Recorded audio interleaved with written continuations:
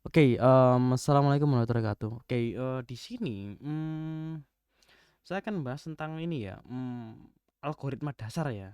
Sebenarnya kita itu sudah belajar dari mana sih sebenarnya? Kita itu sudah ada di, apa namanya, kalau ngomong itu, di kita itu ada di ranah yang mana sih sebenarnya? Nah, kita kalau lihat di sini ya, ini kan algoritma kan. Nah, kita bisa lihat di sini ada algoritma, heuristika, sama logika. Nah, kita masuk di logikanya dulu ya. Nah, di sini kita akan bahas tentang, bukan bahas sih sebenarnya. Maksudnya eh, pembelajaran yang kita pakai itu yang mana? Kita itu ada di algoritma dasar. Nah, dasarnya itu apa aja? Nah, dasarnya dari algoritma itu apa aja? Notasi algoritma. Nah, notasi algoritma itu ada deskriptif, flowchart, sama pseudocode. Itu aja, cukup ya. Nah, kalau ditambahin ilmuwan ilmu baru, ini heuristika. Pernah saya bahas ya. Nah, heuristika itu apa? Nah, ilmu yang tidak menjamin suatu jawaban itu benar atau optimal, dan dia itu tidak terspesifikasi. Dia itu bergantung pada pengetahuan dan pengalaman. Contohnya saya sendiri. Saya kan kalau ngomong di sini kan berdasarkan pada pengetahuan yang saya miliki dan pengalaman yang saya miliki. Saya matikan dulu ya. Saya lanjut ya. Kita sudah bahas algoritma, kita juga sudah bahas heuristika. Kita lanjut ke logika. Nah, logika sendiri itu apa? Nah, logika sendiri adalah mantik. Artinya dia itu logika. Logika ya. Bentar ya. Nah, logika atau mantik ya.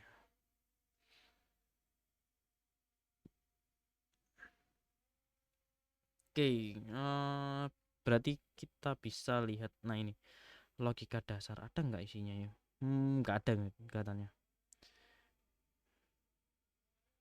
Ditunggu bentar ya. Logika, percayaan atau faith, cara berpikir terstruktur, penggunaan operator. Kelihatannya enggak juga. Enggak sih. Berarti yang ini berarti. Oke, logika. Mana?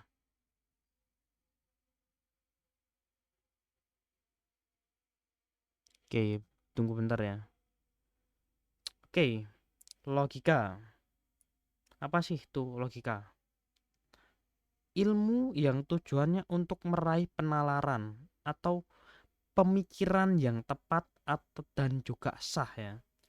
Jadi itu menurut objek yang distudikan atau objek yang dipelajari ya, dibagi menjadi dua, yaitu formal sama informal. Sama ya seperti di sini ya. Nah, formal dan informal. Nah, formal itu artinya dia akademis, sedangkan informal itu artinya sehari-hari atau bahasa yang memang eh, di sering kita obrolkan atau kita sering bicara dengan orang. Nah, itu informal ya. Beda dengan formal ya, akademis ya, beda. Nah, kemudian, nah, logika juga dia itu bersinggungan dengan ketuhanan. Selalu ya. Nah, logika itu yang pertama ketuhanan, kemudian filosofis, dan yang terakhir adalah komputer. Nah, karena kita itu jurusannya adalah bukan jurusan ini sebenarnya. Ilmu yang kita pelajari itu adalah sebuah ilmu komputer, maka ya ini tujuannya kita belajar ilmu tentang komputer, bukan filosofi atau ketuhanan. Ya walaupun kemarin itu juga dibahas ya antara ketuhanan sama filosofi ya. Kemudian kita masuk di pemrograman. Nah, pemrograman. Nah, pemrograman sendiri itu artinya apa sih sebenarnya?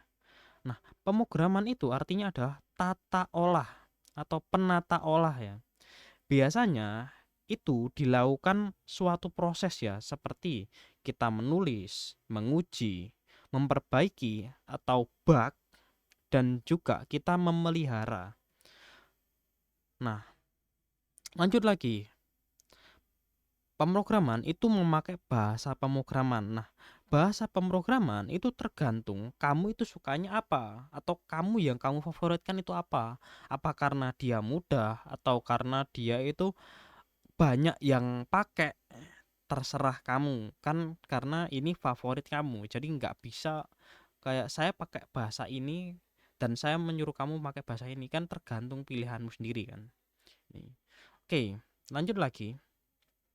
Nah, bahasa pemrograman itu dibagi menjadi dua, yaitu dasar atau basic, atau juga novice. Novice artinya pemula.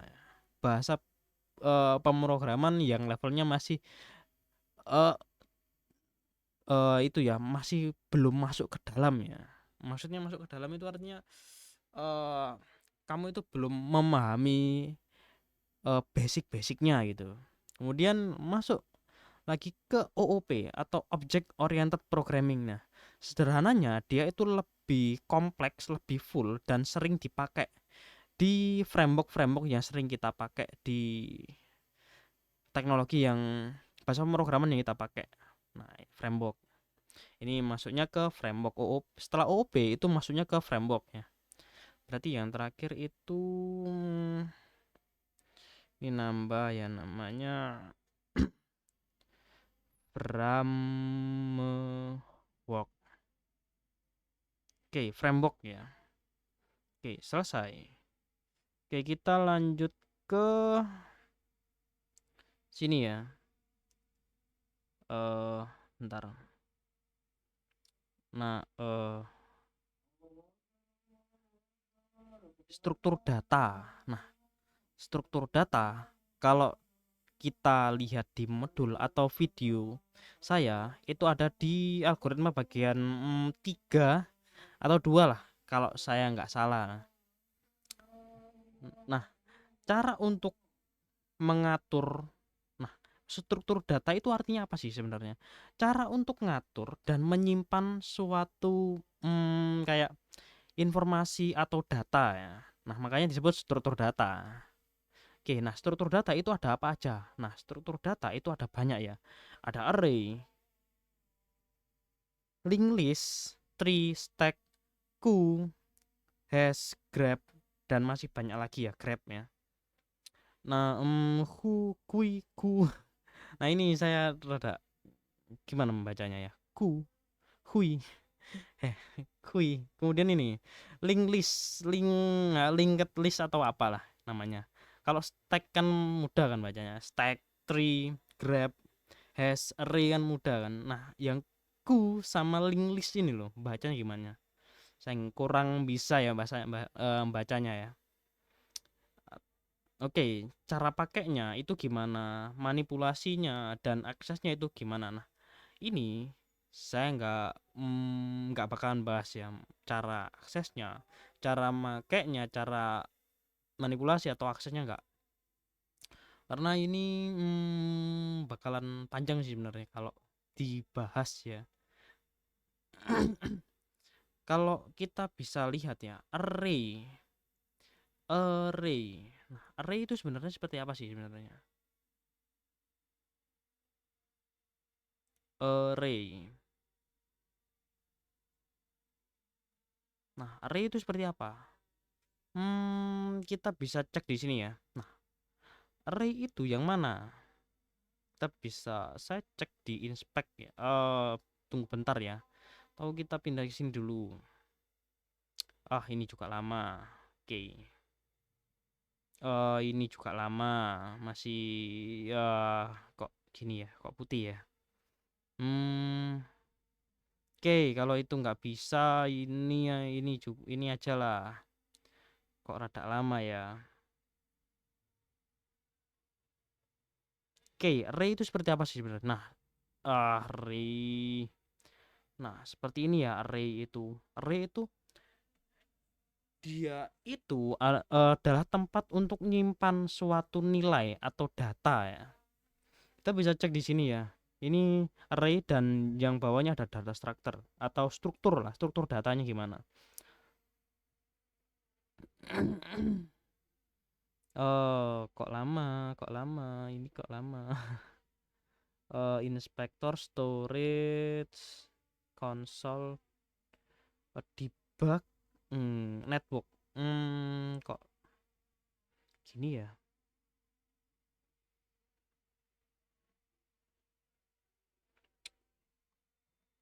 Oke. Nah, ini ya array. Array itu kalau di eh, matematika kan itu seperti apa sih sebenarnya ini? Array itu kayak ini loh, apa kalau yang di matematika itu array dalam matematika. Array kalau dalam matematika itu maksudnya apa ya? Hmm, ini ya. Ini kan bentuknya kan kayak matematika lah. Kok lama ya? Ini kan ada 2, 4, 10, 5, 15, 3. Nah, ini kan yang bawahnya kan ada data strukturnya ya. Maksudnya dia itu apa sih sebenarnya? 0, 1, 2, 3, 4, 5. Ini apa? Urutannya lah. Kalau ini kan datanya. Hmm, susunan objek. Apa sih sebenarnya kalau di matrix? Oke. Array itu kayak matrix. Matrix, matrix. Nah, array itu kayak matrix. Kok lama? Ini juga kok lama. Oke, ini ya kita bisa cek di sini ya. Kita pause. Ini pakai GraphQL. Ini bahasa apa namanya? Framework. Bahasa pemrograman nggak masuk framework sih sebenarnya. Ya alat lah. Kita bisa cek requestnya apa. Kita ngakses, kita meminta ini usernya kok dinilai 0. Kemudian ini oke, image-nya apa ya? Nah, ini variabel. Ini server timestamp, kemudian dokumen ID. Ini bernilai apa? Nah, ini itu array. Atau kita cek responnya aja. Nah, ini data objek. Nah, ini loh. Nah, ini kan maksudnya array kan? Ada name, null, step dan lain sebagainya lah. Wah, kalau dibaca panjang banget ya. Nah, ini array. Seperti itu. Ini kita cek extensionnya, is final, payload dan lain sebagainya. Oh, banyak ya. Panjang banget ya kalau dilihat ya. Ini ketika saya buka Instagram, ketika buka YouTube, ini juga kita bisa cek di network. Cuma rada lama. Kok lama ya? Ini juga lama sih sebenarnya. Nah, metrik ya. Nah, seperti ini ya. Ini kan matrix kan. Sama kan array sama metrik kan kalau dilihat seperti ini. Sama kok. Ya seperti itu. Kalau kalian belajar array, ya kalian harus tahu matrix. Tapi sebenarnya nggak perlu sampai paham banget sih sebenarnya. Kalian hanya tahu, cukup tahu aja ya. Seperti itu ya. Kalau di coding kan mudah, tapi kalau dihitung manual susah dan repot juga kan. Makanya saya cuma perlihatkan saja. Kemudian ada logaritma. Log logaritma ya. Itu juga ilmu yang nanti akan dipelajari. Logaritma, aljabar dan lain sebagainya itu juga dipelajari. Ini logaritma, kurva dan lain sebagainya ini juga dipelajari ya. Jadi kalau saya sih sebenarnya lebih mending itu sih, cukup tahu sih sebenarnya. Kalau nilai dan lain sebagainya sayang jelek lah kalau masalah gini-ginian. Oke ya, ini ya cukup ya. Ada juga aljabar, ada juga apa ya, logaritma, matrix, ya banyak lah kalau di matematika kan. Oke, oke, sudah ya sampai sini ya. Oke, ini juga sudah. Oh ya, folder dan ukuran file. Nah, kalian harus tahu ya ukuran file sama folder. Nah, gimana sih sebenarnya cara ngecek ukuran file? Nah, ini kan ini. Ini kan ukuran file. Nah, 13 KB. Nah, 13 KB itu berapa sih sebenarnya? Itu ada di algoritma bagian 3.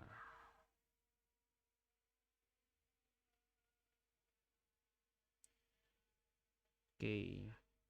Satuan komputer. Oke, satuan ukuran file. Kalau di komputer ada sistem bilangan komputer, biner, desimal, oktal, dan heksadesimal. Seperti ini ya. Kemudian satuan ukuran. Nah, satuan ukuran yang paling kecil adalah bit ya. B-nya kecil ya, bukan byte. Byte itu di atasnya ya. Jadi bit itu berisi nilai 0 dan 1, sedangkan bit sama byte beda ya. Byte itu terdiri dari 8 bit. Artinya dia punya 8 nilai lah. Kemudian naik lagi ke kilobyte. Nah, kilobyte itu bernilai 1000. Megabyte itu berapa? Kilobyte itu bernilai 1000 byte. Megabyte itu berisi 1000 KB dan seterusnya ya, bertingkat ya. Sampai yang terakhir itu ada yang namanya yottabyte. Itu panjang banget ya kalau dilihat ya nilainya. Oke, ini bisa saya tutup. Oke, kita lanjut. Oke, ukuran file, kemudian folder. Nah, folder. Kalian harus tahu ya. Nah, kita sudah membahas tentang ukuran file dan folder. Nah, ukuran file ya sudah ya. Kemudian folder. Nah, folder itu seperti apa? Nah, folder kan kalau kita buka ini kan ada yang namanya folder. Nah, folder itu tidak punya ukuran ya. Yang punya ukuran itu adalah filenya. Nah, filenya ini contoh saya download dasar pemrograman JavaScript.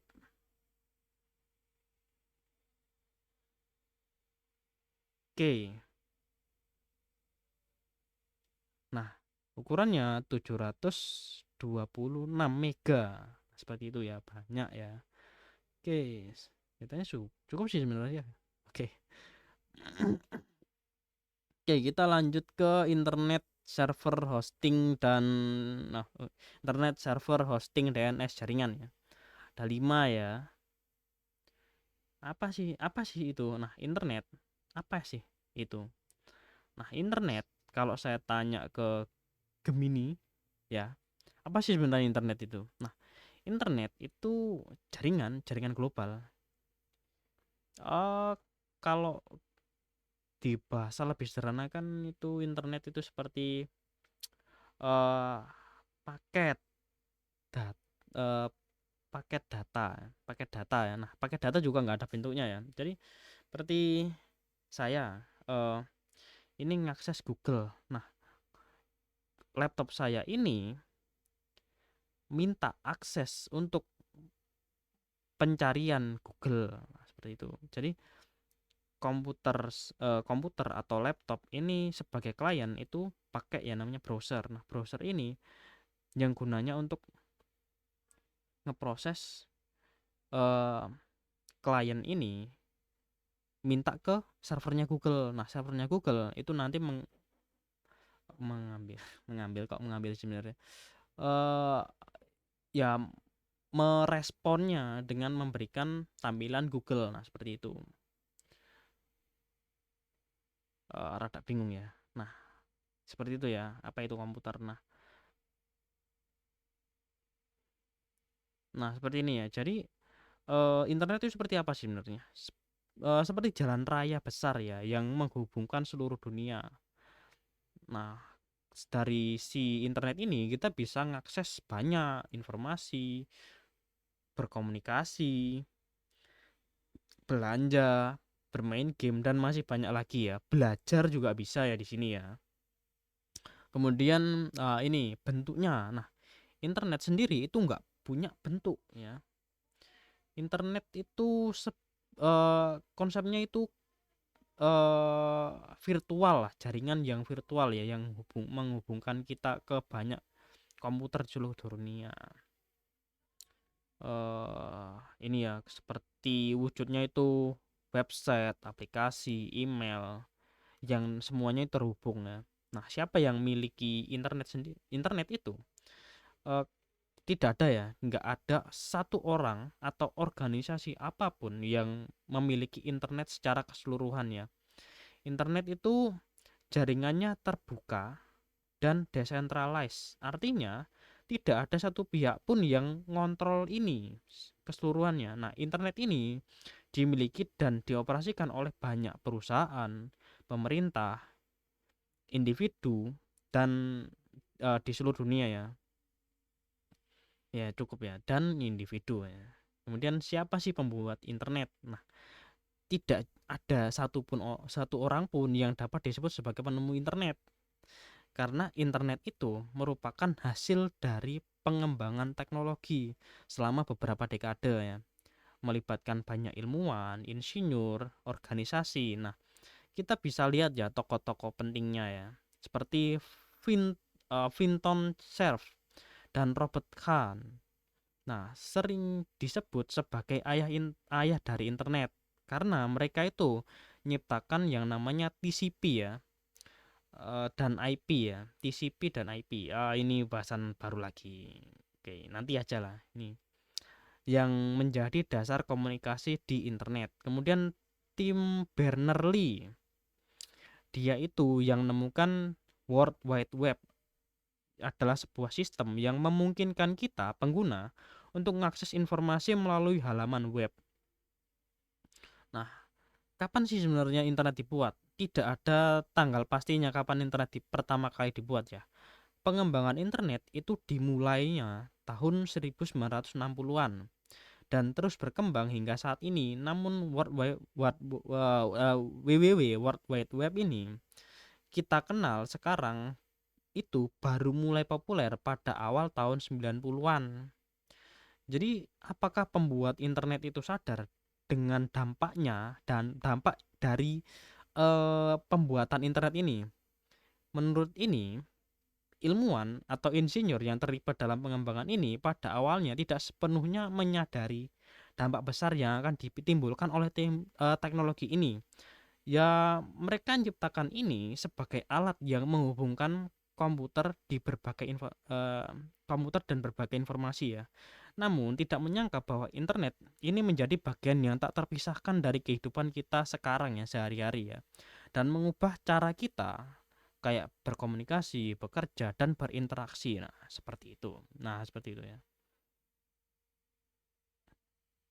Oke, kita bahas tentang DNS. DNS ya.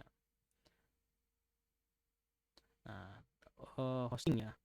Ya, hosting the most cost effective way to lose money ya. Artinya kita akan ngeluarin banyak uang ya untuk ini ya, pakai hosting ya. Karena untuk itu ya, apa namanya? Untuk membuat website kita menjadi publik ya. Seperti itu ya. Bukan publik sih sebenarnya, lebih tepatnya hosting ini membuat kita bisa menyimpan file project kita ke komputer server, dan komputer server ini nanti akan digabungkan dengan DNS ya. Nah, DNS ini apa? Oke, lanjut ke sini. Nah, DNS itu artinya adalah domain name server ya. Sistem yang fungsinya itu seperti buku telepon ya. Nah, jika kita ingin mengunjungi sebuah situs web, kita cukup mengetik alamatnya seperti Google ya. Namun, komputer itu sebenarnya tidak memahami nama-nama ini. Nah, komputer hanya mengerti ini angka 192.168.1.1. Nah, seperti itu. Nah, mengapa DNS itu penting? Yang pertama itu kemudahan pengguna ya. Bayangkan ketika kita harus mengingat deretan angka tersebut ya, seperti ini 192.168.1.1. Nah, tentu saja merepotkan ya, karena website itu banyak ya, masa kita harus tahu kan angkanya? Kan enggak kan? Oleh karena itu lebih mudah memakai yang namanya domain name server. Kemudian efisien ya. Nah, DNS ini juga ngebuat kita memproses pencarian alamat IP menjadi lebih efisien. Nah, tanpa DNS, komputer itu harus mencari alamat IP setiap kali kita mengakses situs tertentu ya, yang akan memperlambat prosesnya. Nah, siapa sih yang membuat DNS ini? Nah, DNS ini adalah hasil kerja kolektif ya, banyak orang dan organisasi. Tidak ada satupun penemu tunggal untuk DNS, tapi beberapa tokoh penting yang berkontribusi dalam pengembangan ini adalah para peneliti di Departemen Pertahanan Amerika Serikat ya, pada tahun 1960-an ya. Jadi ini diciptakan oleh Departemen Pertahanan Amerika Serikat ya, DNS ini. Nah, siapa sih sebenarnya yang memiliki DNS? Tidak ada satu pihak pun yang memiliki DNS secara keseluruhan ya. DNS itu sistemnya terdesentralisasi, artinya dikelola oleh berbagai server DNS di seluruh dunia. Nah, setiap penyedia layanan internet atau ISP, Internet Service Provider, dan organisasi besar yang biasanya memiliki server DNS sendiri atau masing-masing ya. Nah, kapan sih sebenarnya DNS itu dibuat? Nah, DNS itu dikembangkan pada tahun 1960-an, tetapi implementasinya itu pada tahun 1980-an, berarti 20 tahun setelahnya ya. Contoh sederhananya seperti apa? Nah, seperti tadi ya. Oke, jenis DNS, cara kerjanya, DNS charging, dan masalah umumnya terkait DNS ya.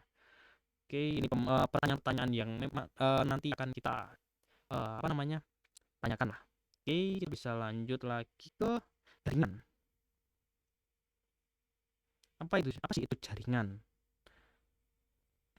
Nah, jaringan itu apa?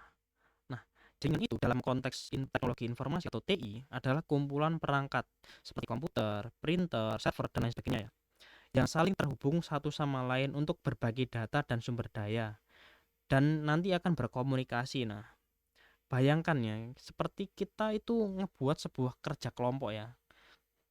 Kerja kelompoknya itu banyak orang yang saling komunikasi dan bekerja sama untuk mencapai tujuan bersama. Nah, kenapa jaringan itu harus ada? Jaringan itu yang pertama adalah efisien ya. Jaringan itu memungkinkan berbagi sumber daya seperti printer, file server, koneksi internet, sehingga kita nggak perlu setiap perangkat itu memiliki perangkat keras masing-masing ya. Kemudian komunikasi ya. Jaringan itu memfasilitasi komunikasi antara pengguna, baik dalam satu lokasi maupun lokasi yang berbeda. Kemudian kolaborasi ya. Jaringan itu memungkinkan kita pengguna untuk bekerja sama dalam proyek yang sama secara real time. Meskipun kita itu berada di tempat yang berbeda ya. Kemudian akses informasi. Jaringan itu memberikan kita akses ke informasi yang lebih luas melalui internet. Nah, siapa sih yang ngebuat jaringan ini?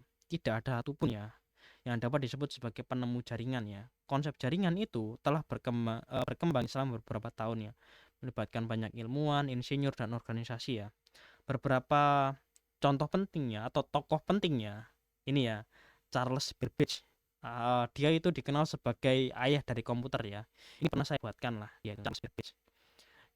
Dia itu memiliki konsep tentang mesin komputer ya, saling terhubung. Kemudian Leonard Kleinrock, seorang ilmuwan komputer yang melakukan penelitian penting tentang teori jaringan pada tahun 1960-an. Kemudian Vinton Cerf dan Robert Kahn. Dia adalah pengembang protokol TCP yang menjadi dasar komunikasi internet saat ini. Siapa sih yang memiliki jaringan? Pemilik jaringan dapat berupa individu, organisasi, atau penyedia layanan internet atau internet service provider. Nah, individu itu adalah orang-orang yang dapat ngebuat jaringan di rumah atau kantor mereka sendiri ya. Kemudian organisasi itu contohnya seperti perusahaan, sekolah, dan lembaga pemerintahan yang sering memiliki jaringan internal untuk menghubungkan perangkat mereka ya. Kemudian penyedia layanan internet. Nah, ISP itu dia itu ngebangun dan mengelola jaringan ya yang sangat besar untuk menyediakan layanan internet kepada pelanggan. Nah, pelanggan ini adalah individu. Nah, seperti itu. Kapan sih jaringan dibuat? Nah, konsep jaringan itu telah ada sejak lama, tetapi jaringan komputer seperti yang kita kenal saat ini itu berkembang pesat pada pertengahan abad ke-20 ya. Jaringan komputer itu pertama kali digunakan dalam aplikasi militer dan penelitian ya. Jenisnya itu ada banyak ya, seperti jaringan lokal atau LAN, local area network, jaringan yang menghubungkan suatu perangkat dalam area yang terbatas seperti sebuah rumah dan kantor ya. Kemudian jaringan luas atau WAN ya. Wide area network ya. Artinya sebuah jaringan yang menghubungkan perangkat dalam area yang lebih luas seperti antar kota atau antar negara. Kemudian internet itu jaringan global yang menghubungkan jutaan komputer di seluruh dunia. Kembali lagi ke komputer, ke internet. Ya, mungkin cukup sampai sini ya. Oke, di sini juga dia membahas tentang jaringan 5G ya. Kan sekarang itu ada muncul teknologi baru yang namanya jaringan 5G ya, yang menawarkan sebuah kecepatan dan kapasitas yang lebih tinggi. Oke, mungkin cukup sampai sini ya untuk pembahasan apa namanya algoritma dasarnya. Oke, oke, algoritma dasar. Nah, referensi yang bisa saya tawarkan itu ada ini ya, algoritma dalam pemrograman dari Pak Sandika. Kemudian pengetatan algoritma dari kanal YouTube siapa sih ini? Ya kalau kalian bapaknya siapa lah namanya saya lupa. Kemudian ini algoritma pemrograman. Ini untuk kuliah ya, algoritma materi kuliah ya, algoritma dan struktur data ya. Di sini kita mengenal yang namanya simple search sama binary search. Oke, nantilah akan saya buatlah materinya untuk simple search sama binary search. Oke, cuma sini ya. Oke, terima kasih.